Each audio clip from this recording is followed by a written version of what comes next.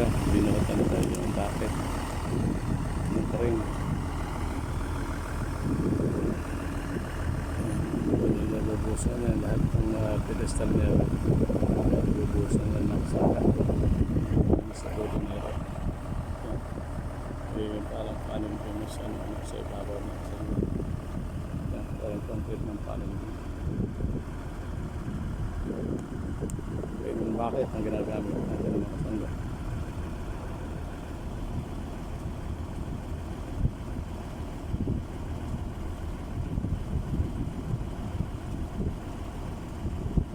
Mga sangga, pinusunod ay bakit? Pinusunod na sila. Panel rig. Pagkiting ng panel rig mga sangga. Yan si Foreman. Yun.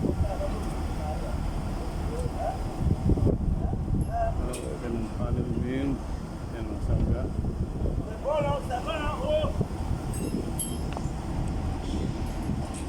Yan mga sangga. Tuloy-tuloy lang ang buhos natin sa panel beam. Ito pa yung truck. So, malit na ang volume nito. Nasa mga 18 cubic meter lang yung mga sangga. Pero crane and bucket medyo mabagal ang ginagamit natin sa pagbubuhos ng panel pin. Yan yung mga tao namin, mga carpintero, system, ang panel pin yung binubuhosan natin na yan. Yan, kakarga na ulit yung bucket pin sa truck. Yan ang panel pin yan.